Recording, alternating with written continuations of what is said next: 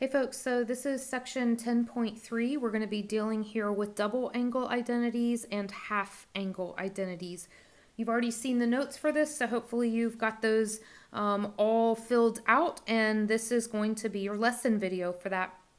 All right, so let's go ahead and jump right on into the examples. I know this is going to sound a little bit weird, but I want to work out example number 2 before I work out example number 1.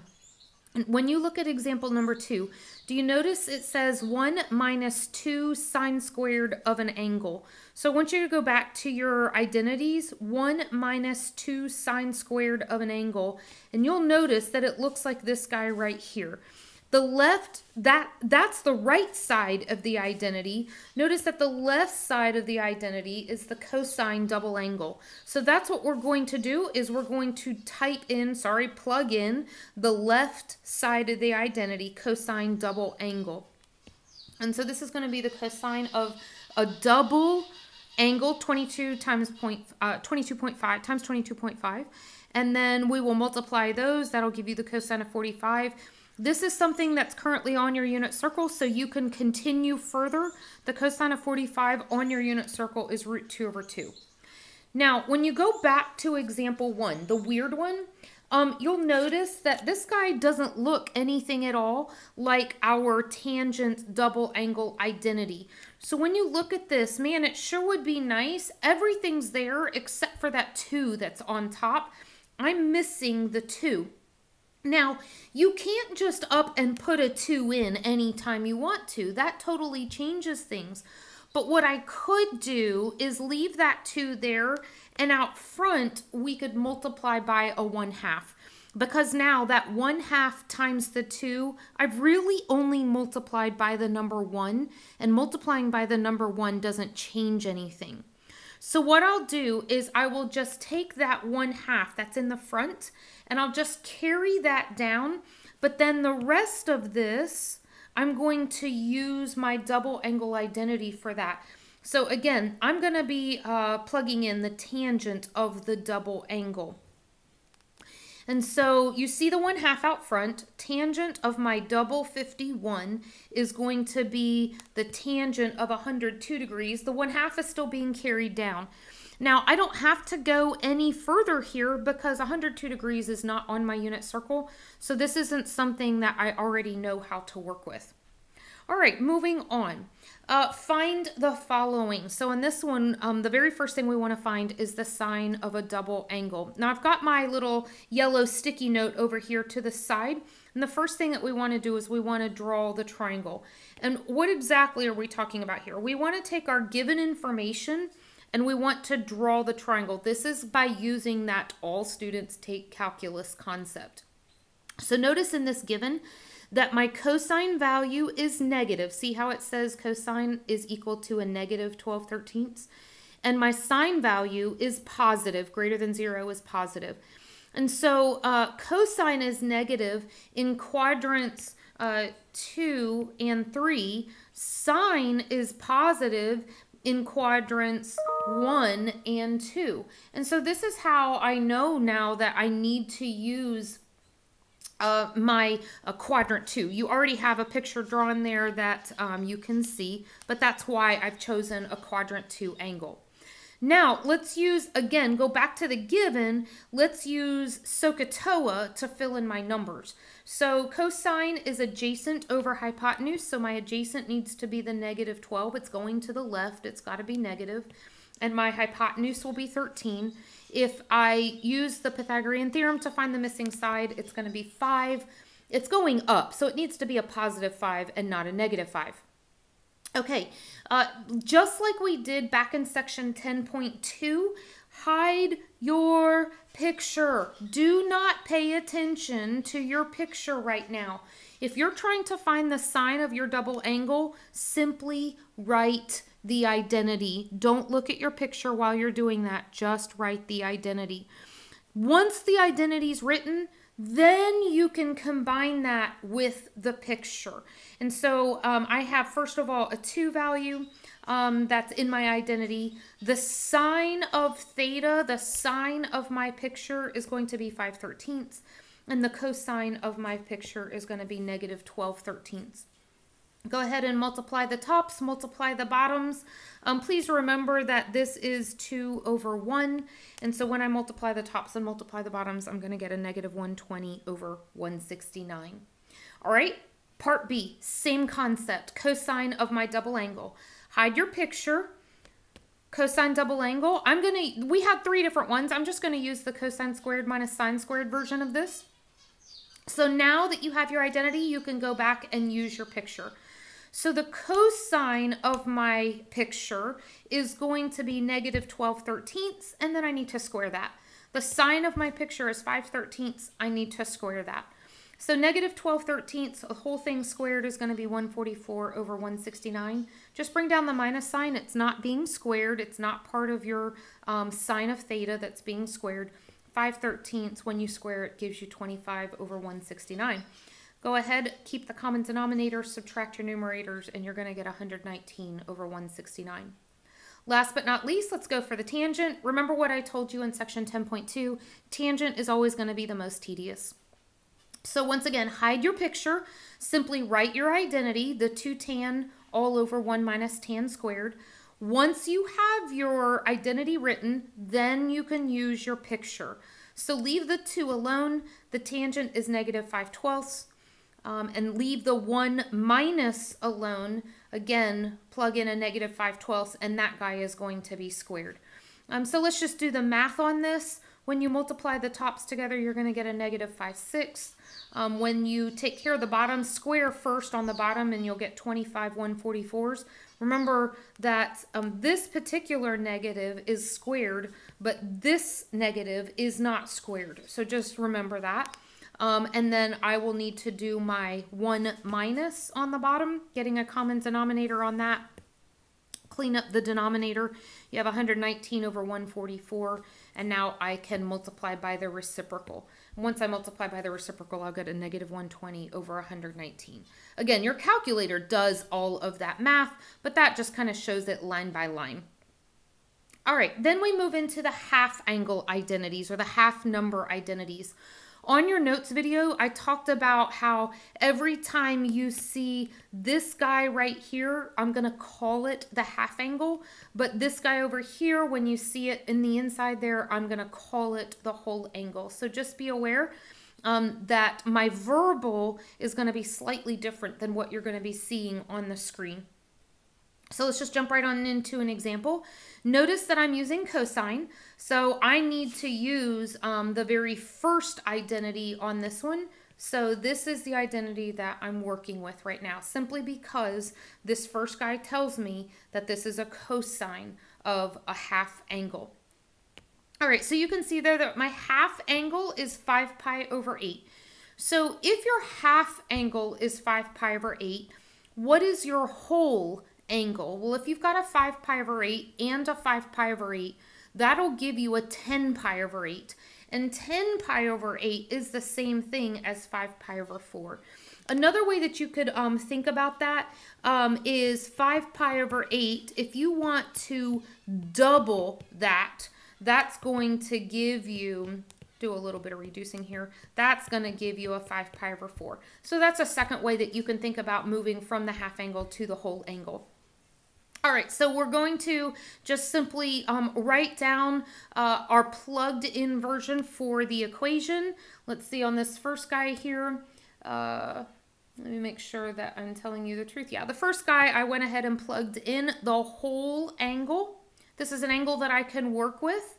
And so I've marked on my unit circle where 5 pi over 4 is, and the cosine value is negative root 2 over 2. So now I just want to do the math. 1 minus root 2 over 2, get a common denominator. So what I did here is I changed my 1 into a 2 over 2. So I have 2 over 2 minus root 2 over 2.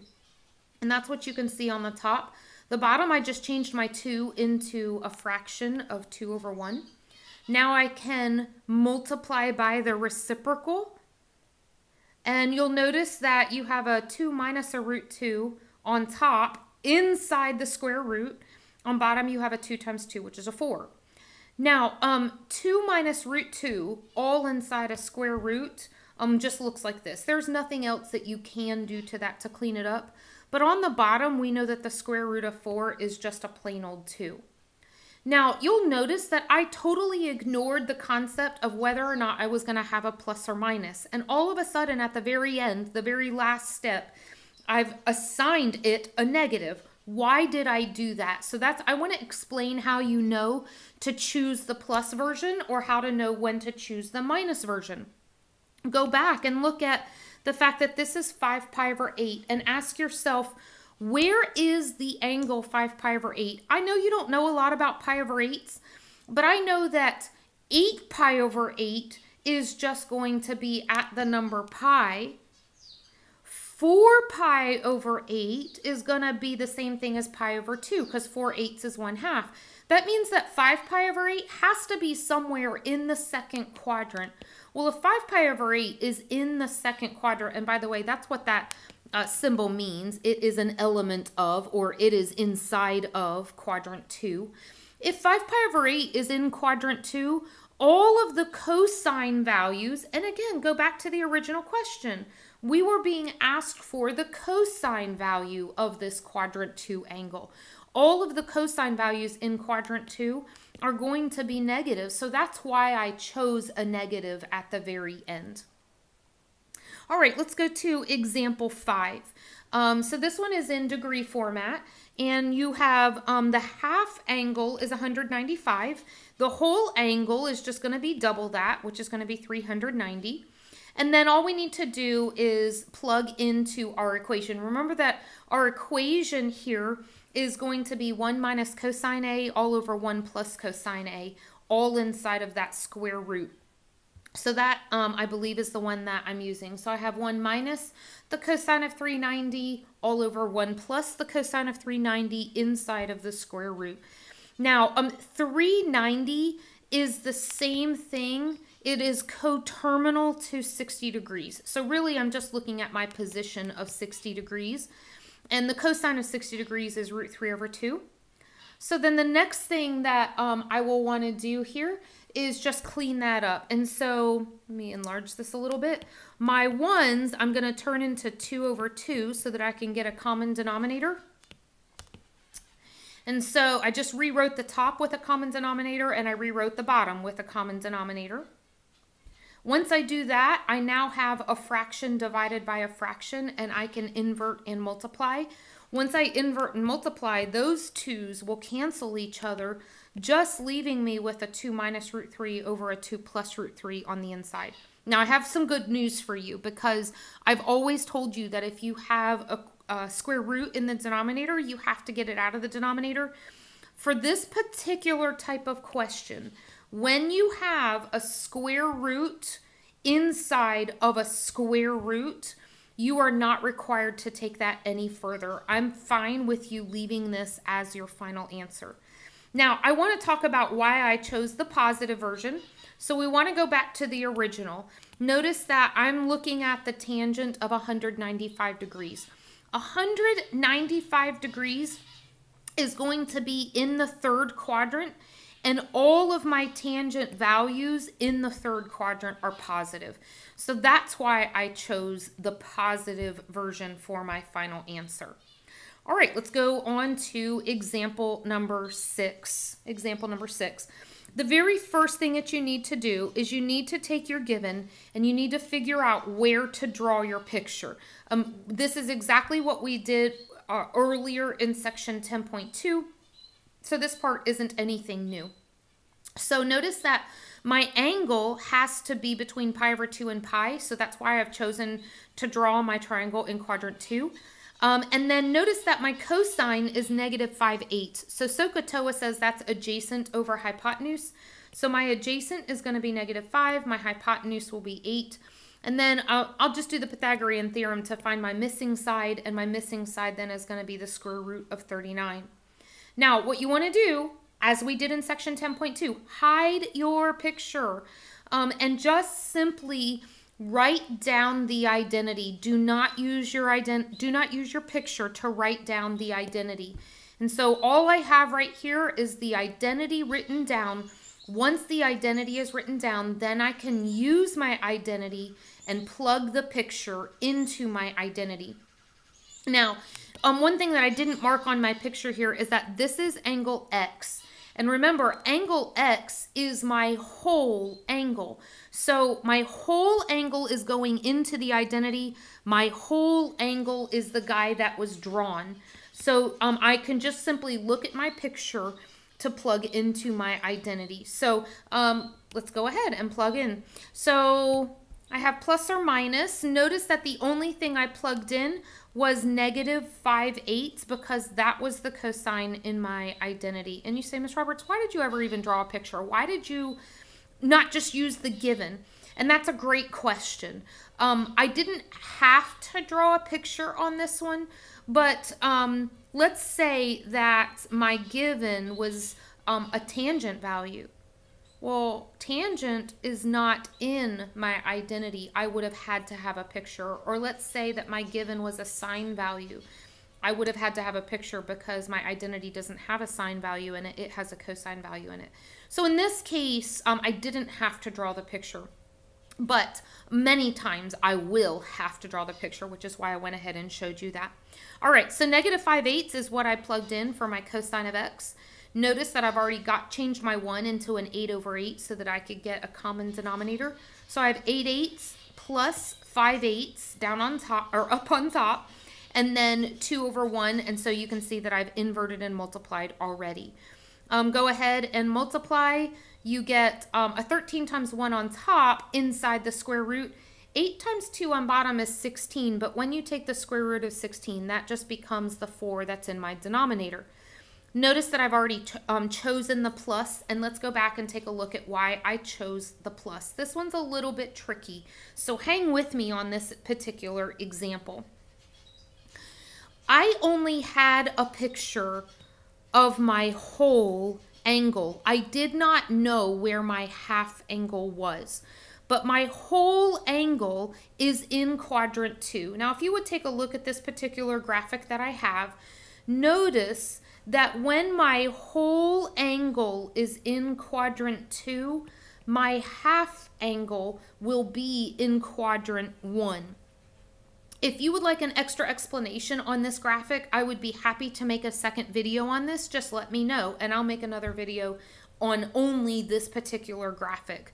But the bottom line is that when that quadrant 2 whole angle, when I have a quadrant 2 whole angle, then I have a quadrant 1 half angle. So then I can say then that my whole angle is in quadrant 2. Since my whole angle is in quadrant 2, my half angle has to be in quadrant 1. And since my half angle is in quadrant 1, cosine values in quadrant 1 are going to be positive. I apologize, I said cosine, but I actually meant sine. My sine values in quadrant 1 are positive, so that's why I chose the positive on that one. All right, example number 7, where I'm only supposed to write this as a single trig function. So what you need to do here, this is what I like to call the work backwards questions. We've done these both in section 10.2 and earlier in section 10.3. You'll notice that this looks like the right side of one of my identities. So let's go back up to those half angle identities. And this looks like the right side of this guy, 1 plus cosine over 2. And so the left side is what I'm going to write down over here in my example. And so this is going to say the cosine of the half angle, and my half angle is 76 over 2. Clean that up, you'll have the cosine of 38. And you say, should I go further or not? Well, it's not on the unit circle, so leave it as is. And also the directions tell you to write it as a single trig function. All right, let's look at number 8 as well. It says the sine of an angle all over 1 plus the cosine of an angle. So let's come back up here to our half angle identities. And you'll notice that it looks like this guy right here. And so what we're going to do is we're going to write down the tangent half angle. So let's go back down to that example. And this is going to be the tangent of the half angle, where my half angle is 158.2 over 2. Go ahead and clean that up. Use your calculator. That's the tangent of 79.1 degrees. Once again, you don't have to go any further because of the directions. All right, let's look at verifying the identity. And so when you verify the identity on this, let's just go as far as we can go. Honestly, the left doesn't look more complicated than the right side does, so I'm just going to start on the left-hand side. Notice that on the top of the left-hand side, it says the sign of a double angle. So we did this earlier in the chapter, earlier in this section. Sign of your double angle is going to be 2 times the sine times the cosine. So you can see I just plugged that in. The bottom, I didn't do anything with it. I just simply copied what was there. But you'll notice that now I can do some canceling. And so I can cancel the 2's, I can cancel the sines, and that's just going to leave me with cosine. Well, that's great. I got it to where it was really nice and condensed, but it doesn't match the right-hand side of my identity. So I need to figure out what to do to my right-hand side of the identity. Now, it's interesting. Do you recognize the right-hand side? Do you see how it says cosine squared of an angle minus sine squared of an angle? Let's go all the way back to the top where you have a cosine squared minus a sine squared. And that is going to be right here. And so what I'm going to do is that's the right side of the identity. Let's write down the left side of the identity, the cosine double whatever my angle is. So let's go back down then to our example, which is going to be right here. And remember, it was the cosine double angle. And so I'm just going to write down cosine. You see the cosine, there's my double. And the angle that I have here is that x over 2. It's not an a like it was in my identity up at the top of the notes. It's just the x over 2. You'll notice that the 2's will cancel out, and that's just going to leave me with a cosine of x, which is the same as the left side. All right, this is just a larger version of that graphic that I was talking about earlier. Once again, if you'd like to have a separate video on an explanation on this graphic, I would be happy to make one and send it out. Just let me know, and I'll make that for you. Thanks so much.